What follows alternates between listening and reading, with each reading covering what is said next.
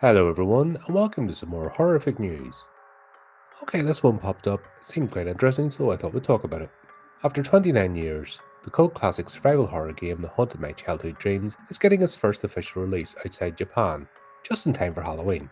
Clock Tower Rewind is an updated version of the 1995 survival horror classic Clock Tower, will release on October 29 for PlayStation, Xbox, Nintendo Switch, and PC, marking the first official release of the game outside of Japan. The share of video game characters that haunted my dreams as a kid is equal parts the zombie in the back of the police car from the original Resident Evil 2 and Scissor Man from Clock Tower. Like most folks outside Japan, my first exposure to Scissor Man was in the PS1 sequel known as Clock Tower 2 in Japan, but simply Clock Tower everywhere else. I later played a fan translation of the original Clock Tower as a teenager, and remember thinking Scissor Man belongs up there in the pantheon of classic horror villains, alongside Nemesis and Pyramid Head. In fact, if the original Clock Tower had been released globally, it's conceivable that it would have successfully competed with PS1 survival horror icons and gone down a completely different trajectory. Alas, the PS1 Clock Tower game that introduced the series for everyone outside of Japan wasn't nearly as well received as the original game. Its sequel, Clock Tower 2, The Struggle Within, was downright critically panned, and the final game in the series, Clock Tower 3 from PS2, put a nail in the series' coffin. Until now, that is.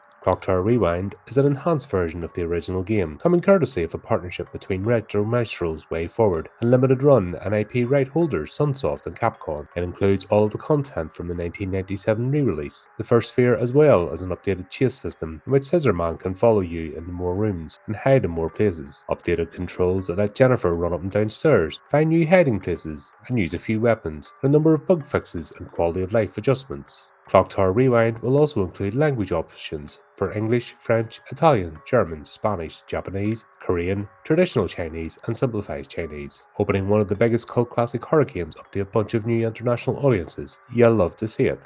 And there you go, that's it. I do not remember any of these games. I think they were they didn't appear on the top shelf, if that makes sense. Probably bargain basement stuff. The only thing is, I'm not a big fan of survival horror games. I don't like just running about and hiding.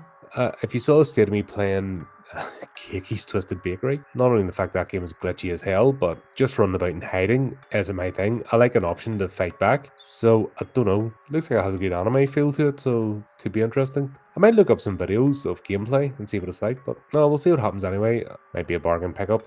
We'll see anyways. Anyway, let me know what you think. And until next time, keep updated with the channel, do the type of clicky things, and remember to keep it creepy, keep it horrific.